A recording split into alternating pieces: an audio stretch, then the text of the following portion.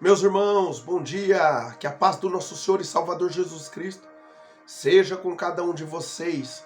Hoje é manhã de terça-feira, dia 13 de julho de 2021, e eu passo por aqui para poder compartilhar mais uma porção da palavra de Deus com a sua vida. E antes de mais nada, gostaria de pedir para que você que ainda não é inscrito no canal, se inscreva no canal, ative também o sininho das notificações, deixa também o seu like, o seu joinha no vídeo, e caso você queira ajudar esse canal, ajude a compartilhar esse vídeo, a divulgar esse vídeo com outras pessoas, para que o maior número de pessoas possíveis possam ser alcançados por meio desse vídeo e por meio da palavra de Deus. Amém? Que Deus abençoe a sua vida abundantemente em Cristo Jesus. Estava eu pedindo uma orientação para o Espírito de Deus, ao Espírito Santo, e ele me trouxe aqui para Ageu, capítulo de número 2, verso de número 9. Mas eu quero ler a partir do versículo de número 8. Ageu, capítulo de número 8, capítulo de número 2, verso de número 8 e verso de número 9, que diz assim a palavra de Deus. Minha é a prata, meu é o ouro, diz o Senhor dos Exércitos. A glória desta última casa será maior do que a da primeira, diz o Senhor dos Exércitos. E neste lugar darei a paz, diz o Senhor dos Exércitos. Aleluia! Louvado seja Deus pela sua santa e poderosa palavra. A Bíblia que diz, no versículo de número 9, a glória desta última casa, ou a glória da segunda casa será maior do que a da primeira, diz o Senhor dos Exércitos, e nesse lugar te darei a paz, diz o Senhor dos Exércitos. Aleluia. O profeta Ageu, ele foi o primeiro profeta pós-exílico que começou a profetizar. Foi contemporâneo de Zacarias, diz a Bíblia Sagrada. E nesse contexto que ele está profetizando aqui, ele levou cerca de 3 a 4 meses para profetizar ali, cerca de 3 mensagens que ele trouxe, que Deus colocou no meu coração para ele poder profetizar para o povo judeu que havia saído recentemente do cativeiro babilônico, o qual eles permaneceu por 70 anos, diz a palavra de Deus lá em Jeremias, capítulo de número 29. O propósito, o povo ficou em cativeiro, em terra de cativeiro 70 anos, diz a Bíblia Sagrada. E quando passou um período então, Deus ele levanta Ciro para poder assinar um decreto e permitir com que o povo judeu voltasse para Jerusalém. Mas eles iam voltar para Jerusalém com um propósito. E qual seria o propósito? Eles voltando para Jerusalém, para a sua terra natal, para a sua pátria, eles deveriam então começar a construir o templo de Deus no templo. Porque no Antigo Testamento, desde o tempo de Moisés, quando Deus tirou o povo judeu, o povo hebreu do Egito, o qual o povo foi escravizado, Deus fez com que Moisés, no deserto, construísse um tabernáculo móvel. Por que móvel? Porque eles estavam de passagem pelo deserto, eles não iam ficar. Mas a palavra de Deus diz em Êxodo 25, verso 8, que o propósito daquele tabernáculo seria para que Deus pudesse habitar no meio do povo. E depois virou a tenda, no tempo de Davi virou a tenda, e no tempo de Salomão virou o templo de Salomão, já não era mais daí móvel, né? No tempo de Moisés, depois de Moisés veio Davi, que ficou sendo a casa de Deus numa tenda. Aí depois, quando foi o tempo de Salomão, Salomão edificou a casa para Deus e virou um templo daí fixo. E esse templo foi destruído com a invasão do exército babilônico no ano de 586 a.C. E o povo foi levado cativo para a Babilônia e ficou por 70 anos. Ou seja, era por meio desse templo que Deus se manifestava para o povo judeu. E se manifestava de uma maneira favorável. Era no templo que o povo oferecia sacrifício. E uma vez Deus recebendo, vinha paz sobre a nação de Israel, sobre todo aquele ano. E então, o povo agora, quando recebeu o aval para estar voltando para Jerusalém, depois de 70 anos que eles ficaram em cativeiro, era com o propósito deles começar a levantar o templo. E a palavra de Deus diz que eles fizeram isso. Quando eles chegaram, cerca de 50 mil judeus que voltaram a princípio de Babilônia para Jerusalém, quando fazia 7 meses que eles estavam ali, já em sua pátria, em sua terra, diz Esdras, capítulo de número 3, que o povo então levanta um altar, o sacerdote, o pessoal levanta um altar ali. E por meio daquele altar eles começam, agora 7 meses que já fazia que eles estavam em sua terra natal, em Jerusalém, eles levantam ali um altar, colocam sobre suas bases e começam a oferecer sacrifícios a Deus ali, né? E começam ali agora a oferecer sacrifício. E passa-se, e quando deu cerca de 2 anos, que o povo estava ali agora em Jerusalém, de volta na sua terra, então eles lançam os alicerces do templo. E já lançam os alicerces, e a palavra diz que virou aquela alegria, ou seja, virou aquela alegria, aquela euforia, por conta dos alicerces do templo que haverem sido lançados ali em terra, porque foi com esse propósito que o povo judeu estava voltando para a sua pátria, para a sua terra. Uma vez o templo também levantado, Deus iria manifestar o seu favor ali naquela nação, para aquela nação. Mas a palavra de Deus diz que por conta dos inimigos que foram se levantando ali, no decorrer do tempo que eles estavam ali, procurando construir e edificar o templo, então diz a palavra de Deus que eles foram se amedrontando e pararam de construir, de edificar a casa de Deus, o templo. E aí a construção do templo ficou parada há cerca de 16 anos. No ano 538 a.C., Ciro assina o decreto e o povo volta, cerca de 50 mil judeus. E eles lançam ali, depois de 7 meses em sua terra, eu disse que eles lançam o altar, colocam o altar, e depois de 2 anos, ali em terra na terra de Jerusalém, eles lançam os alicerces do templo. Mas depois eles param a construção. E essa construção fica parada há cerca de 16 anos. E no ano de 520, então, Deus levanta o profeta Ageu para poder profetizar e fazer com que o povo acordasse.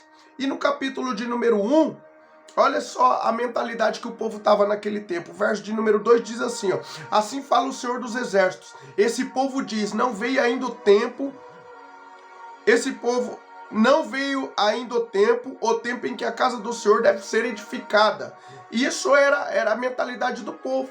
Ou seja, a construção do templo, que era o propósito deles terem voltado de Babilônia, que era reerguê-lo, estava parado. A construção estava parada e cada um estava vivendo uma vida como queria. E aí o profeta fala, veio pois a palavra do Senhor, verso 3, por intermédio do profeta Ageu, dizendo, acaso é tempo de habitardes vós em casas apaineladas? Enquanto esta casa permanece em ruínas, é uma pergunta. O povo deixou a casa de Deus de lado e estava ali construindo casas luxuosas, casas com cedros por dentro, cedros que muitas vezes eram importados. Acredita-se também que uma boa parte dos cedros que foram importados para poder construir a casa de Deus, agora estava sendo usado para que cada um construísse as suas casas particulares. E eram casas grandiosas, casas de luxos, casas revestidas de cedros por dentro e tal. E a construção da casa de Deus estava parada. Aí no versículo 7 ele diz, assim diz o Senhor dos Exércitos, considerai o vosso passado. Subi ao monte, trazei madeira e edificar a casa, dela me agradarei, diz o Senhor dos Exércitos. 9. Esperaste muito, eis que veio a ser pouco. E esse pouco, quando eu trouxeste para casa, eu com o assopro o dissipei. Por quê? Diz o Senhor dos Exércitos. Por causa da minha casa que permanece em ruínas, ao passo que cada um de vós corre por causa da sua própria casa. Ou seja, Deus permitiu com que a sequidão, a seca, viesse sobre a nação. Deus fazia com que, na semeadura que o povo semeava, o povo trabalhava, mas não conseguia colher como deveria. O povo juntava dinheiro, mas a palavra de Deus, por meio do profeta, no capítulo 1, vai dizer que eles colocavam num saco furado. Ou seja, não dava conta, entendeu? As coisas não prosperavam. Por quê? Tá a resposta aqui, porque a casa de Deus havia sido abandonada, a construção da casa de Deus havia sido posta de lado, havia sido abandonada. E já fazia 16 anos então que Deus estava permitindo com que o povo não prosperasse. Por quê? Por conta da casa, do templo, que eles não estavam edificando. E o propósito deles terem chegado ali, a princípio, era construir o templo, edificar o templo. Por quê? Porque uma vez o templo sendo construído, Deus manifestava, Deus iria agir, operar ali no meio do povo, Deus iria se manifestar ali para o povo, para aquela nação. E aí então, uma vez que a presença de Deus era manifestada por meio do templo ali, Deus então se manifestava de uma maneira, iria se movimentar, se manifestar de uma maneira favorável para a nação de Israel, dando livramento, dando providência, dando provisão, entrando com a providência que o povo necessitava, abrindo portas, fazendo com que as coisas pudessem fluir ali para aquela nação. Porém, o povo então havia deixado a casa de Deus de lado. E aí Deus levanta o profeta Ageu para fazer com que o povo analisasse a vida deles. E o que estava acontecendo até ali, dentro daqueles 16 anos ali. Para que o povo pudesse entender que eles não iam conseguir prosperar se eles não priorizassem o que era de Deus. Se eles não priorizassem retomar a construção da casa de Deus. E aqui no versículo de número 1, então, continuando, Ageu fala para Zorobabel, para Salatiel, ou seja, o governador Josué, e quer dizer, e vai conversando, e o Espírito de Deus começa a mostrar, por meio do ministério de Ageu, que está ali para poder favorecer a nação. Se eles se colocassem novamente na disposição de poder construir e edificar a casa de Deus, então o Espírito de Deus iria movimentar as águas a favor daquele povo, iria agir no meio deles para garantir com que eles pudessem concretizar aquela construção e para garantir que eles seriam bem-sucedidos posteriormente. E é isso que acontece. O Espírito de Deus desperta, então, o povo e eles começam a trabalhar novamente. Eles ouviram a palavra do profeta, que por cerca de 3 meses ficou ali profetizando. E eles voltam a trabalhar na construção do templo. Eles entenderam que o templo seria prioridade, e não a sua vida cotidiana, a sua vida momentânea.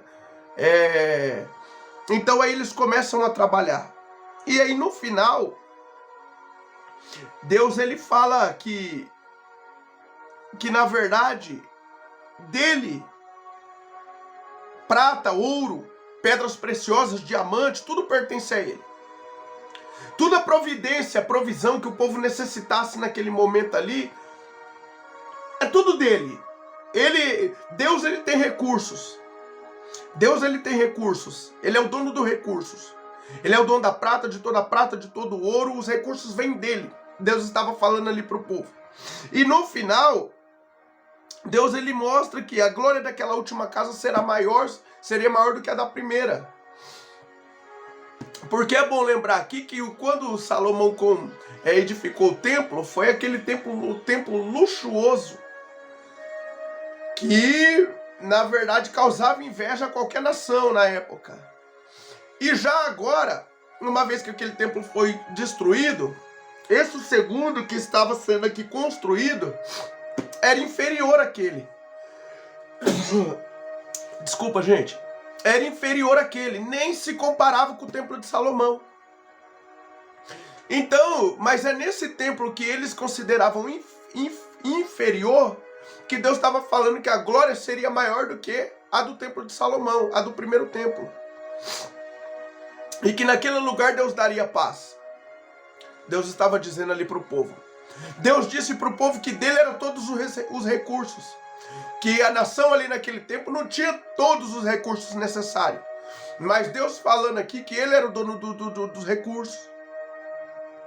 Ele é o dono de toda a prata, dono de todo o ouro, dono de todas as coisas. O recurso vem dele.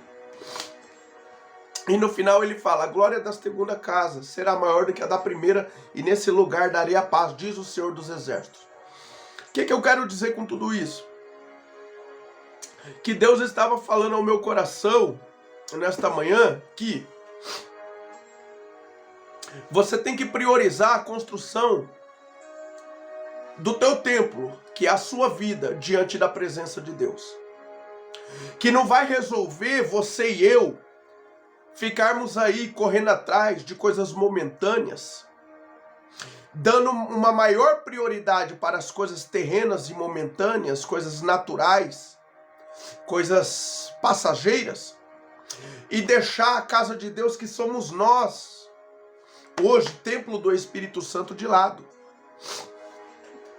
A prioridade das nossas vidas hoje é desenvolver o nosso relacionamento com Deus, ter Deus como primazia, como primeiro lugar nas nossas vidas. Deus, assim como o povo saiu lá de Babilônia com um propósito, Deus também nos chamou com um propósito.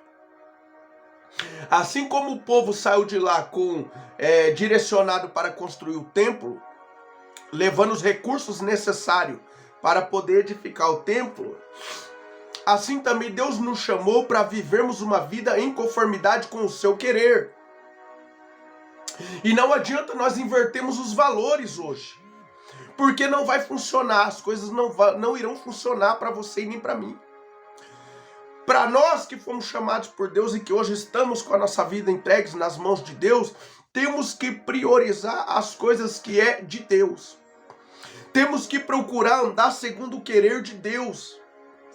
Temos que procurar andar na vocação em que fomos chamados por Deus. Não adianta eu ter uma chamada de Deus, você ter uma chamada de Deus, meu irmão e minha irmã, e agora passou um tempo, você querer correr atrás do natural, do momentâneo. É necessário batalhar pelos ideais, pelos objetivos que você tem na vida, de crescer, de ir adiante, de estabilizar a tua família, sim, tudo isso faz necessário. Porém, se isso estiver à frente de Deus, se a sua prioridade maior for nessas coisas, se você estiver dando uma prioridade maior para isso, você está errando. E se você está errando fazendo isso, você não vai fluir, não vai dar certo. Ou seja, você vai estar fora daquilo que Deus traçou e daquilo que Deus projetou para a sua vida. O povo, eles plantavam, eles trabalhavam muito, porém eles não estavam vendo vir nas mãos dele. O povo estava trabalhando demais nesse contexto aqui, estava trabalhando muito, suando muita camisa, porém eles estavam vendo o dinheiro passar por entre os seus dedos, no vão dos seus dedos. Eles não estavam vendo eles não estavam, como que eu posso dizer? Eles estavam plantando muito, colhendo pouco. Ele estava trabalhando em excesso e não estava vendo um resultado favorável de tudo aquilo que eles estavam fazendo. Por quê? Porque a prioridade deles estava errada. Eles chegaram com o propósito de construir a casa de Deus. Depois eles mudaram. Depois eles pararam com a construção e começaram a correr atrás do momentâneo. Começaram a correr atrás de querer construir grandes casas, ou seja, começaram a investir na vida particular de cada um deles e deixou o que era essencial de lado, que era a casa de Deus. E toda vez que você e eu fazemos isso, as coisas não irão fluir para você e para mim, não vai. Aí não adianta a gente querer que as portas se abrem, não adianta a gente querer que os milagres aconteçam, não adianta a gente querer que viver o melhor dessa terra, porque não vai acontecer. Nós não estamos dando prioridade para as coisas que é de Deus. Mas a palavra de Deus aqui nos garante hoje que o Espírito de Deus está agindo nesse momento ao seu e ao meu favor, nos mostrando que a prioridade tem que ser Deus. Temos que nos colocar, voltar a construir a nossa casa, que somos nós, templo do Espírito Santo, investir num relacionamento com Deus, subir ao monte da onde? Para trazer madeira? Não, subir ao monte da oração, orar, buscar a presença de Deus, ler a Bíblia, consagrar a nossa vida, se apegar com Deus, para que Ele possa cumprir nas nossas vidas tudo o que Ele prometeu e para que a nossa vida possa dar certo.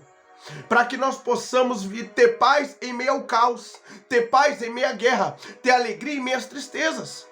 Ou seja, ter a convicção de que Deus está na frente do nosso barco, mesmo quando as circunstâncias que nos regem está mostrando tudo ao contrário. Temos que dar prioridade. E a palavra de Deus nos garante que uma vez a gente fazendo isso, tudo aquilo que vamos viver de hoje em diante na presença de Deus vai ser maior, vai ser melhor do que aquilo que temos vivido até aqui. A glória então desta última casa, da sua vida e na minha vida, vai ser maior do que tudo aquilo que você tem vivido até aqui. Essa é a grande verdade. Então priorize a sua comunhão com Deus. Mateus capítulo 6, verso 33 diz: buscai, pois, em primeiro lugar o seu reino e a sua justiça, e as demais coisas vos serão acrescentadas. Tudo que você precisa é acréscimo, mas a prioridade sua hoje é Deus. Tem que ser buscar a presença de Deus, tem que ser edificar a sua vida diante da presença de Deus. É ter os valores certos, definidos na sua vida. As prioridades estarem corretas diante da sua vida. E a prioridade maior hoje é procurarmos fazermos a vontade de Deus. É fazermos aquilo que Deus nos chamou para fazer. É andar consoante a orientação que Deus tem dado para você e para mim, para que as coisas possam dar certo, para que as coisas possam acontecer, para que você possa plantar e para que você possa colher, para que você possa ter paz, para que você possa ter alegria, para que você possa se sentir realizado, meu irmão, e realizada, minha irmã, para que você possa viver milagres de Deus, para que você possa viver providências de Deus, para que você possa viver experiências maiores com Deus, para que você possa vivenciar portas se abrindo e os milagres chegando até você. Por quê? Porque você está dando prioridade a Deus, as coisas que é de Deus. Você está dando prioridade àquilo que Deus te chamou para que você possa desenvolver diante da sua santa e poderosa presença. E uma vez você fazendo isso, a Bíblia diz que a glória da segunda casa, aquilo que você vai viver em Deus daqui para frente, vai ser maior do que aquilo que você tem vivido até aqui. Vai ser melhor. Então priorize nessa manhã o seu relacionamento com Deus. Deixa Deus conduzir a sua vida. Deixa Deus ser o Senhor da sua vida. Volta a estabelecer as prioridades corretas, que é buscar a presença de Deus em primeiro lugar. E tudo que você precisa que Deus faça para poder te favorecer. Tudo que você necessita na sua casa, na sua família, os recursos que você precisar, Deus tem para você. Tudo aquilo que você precisar, Deus vai operar na tua vida, porque você estabeleceu as prioridades corretas diante da presença de Deus. Amém? Então a palavra que Deus coloca no meu coração é essa: a glória desta última casa será maior do que a da primeira. Volte a estabelecer as prioridades corretas hoje, e você vai vivenciar coisas maiores em Deus. Volta a dar na sua vida o primeiro lugar a quem é de direito, que no caso é Deus, e você vai ver os milagres alcançar a sua casa, alcançar a sua vida, alcançar o seu ministério, alcançar a sua família, e aí você vai ver as recompensas vindo de cada esforço que você tem empregado para poder fazer aquilo que Deus tem te orientado. Do contrário, não vai fluir. Do contrário, as coisas não vai dar certo, não vai sair como você quer, porque você está deixando o essencial, o prioritário de lado, que é buscar a presença de Deus, que é edificar a sua vida na presença de Deus, para que Deus possa cumprir em você tudo aquilo que Ele prometeu. Amém? Fique com essa palavra no nome do Senhor Jesus. Curva a sua cabeça, feche os seus olhos. Eu quero orar por você nessa manhã. Senhor, nosso Deus e nosso Pai, é em nome do seu amado e poderoso Filho, o Senhor Jesus, que eu me coloco diante da tua santa e poderosa presença neste momento, Senhor, nesta casa de oração. Muito obrigado pela tua palavra, Pai. Muito obrigado por eu ouvir, meu Pai, o Senhor nos chamando para estabelecer prioridades corretas diante da tua santa e poderosa presença. Muito obrigado, meu Pai, por mais uma vez, por meio do teu Espírito, o Senhor nos mostrar que temos que procurar edificar a nossa vida diante da tua santa e poderosa presença, para que daqui em diante, meu Pai, nós possamos vivenciar coisas e viver coisas na tua presença que não vivemos até aqui, meu Pai, porque o Senhor é poderoso para fazer isso e assim diz a tua palavra. Pai, abençoe cada uma dessas vidas que estão ouvindo esta oração, abençoe cada família aqui representada. Pai Santo, amado e querido, nos ajude, Senhor, a permanecermos firmes no centro da sua vontade. Venha realinhar, Senhor, os nossos corações ao centro da sua vontade. Pai amado, Pai querido e santo, eu oro e peço, Senhor, abençoe o teu filho e a tua filha de uma maneira especial. Abençoe cada família aqui representada. Pai, eu oro e peço, eu não sei quais são as necessidades dos teus filhos aqui nesta hora, mas eu peço, Pai, supra cada uma das suas necessidades, dá vitória para o teu filho, para a tua filha, abre a porta, meu Pai, que o teu filho e a tua filha necessita. Pai, toca na saúde, Senhor, desde as plantas dos pés até o alto da cabeça, e opera o milagre que o teu filho e a tua filha tanto necessita. Pai amado, dá vitória na vida financeira, dá vitória na vida ministerial, dá vitória na vida espiritual, dá vitória no casamento, Senhor, na vida sentimental, para o teu filho e a tua filha, em o nome do Senhor e Salvador Jesus Cristo de Nazaré. Pai, permaneça conosco no decorrer desta semana, que a tua boa mão permaneça estendida sobre as nossas vidas, que esta semana venha ser uma semana de milagres, de respostas, de providências, Pai, de portas abertas, que venha ser uma semana que nós possamos se dedicar na edificação da nossa casa, da nossa vida, diante da tua santa e poderosa presença, para que nós possamos viver tudo aquilo que o Senhor tem planejado, tudo aquilo que o Senhor tem projetado, para que venhamos a viver, meu Pai, diante da tua santa e poderosa presença. Muito obrigado, Pai, por este dia, por esta manhã que se iniciou, por até aqui o Senhor tem nos ajudado, e por não rejeitar, Pai, nossas orações, e por não desviar de nós as suas misericórdias. Somos pobres e necessitados, porém até aqui o Senhor tem cuidado de nós. Pai, assim eu oro nesta manhã, crendo no milagre, crendo na resposta, Pai, e já te agradecendo por tudo, Pai, em nome do Senhor Jesus, amém. Louvado seja Deus. Que Deus abençoe a sua vida abundantemente.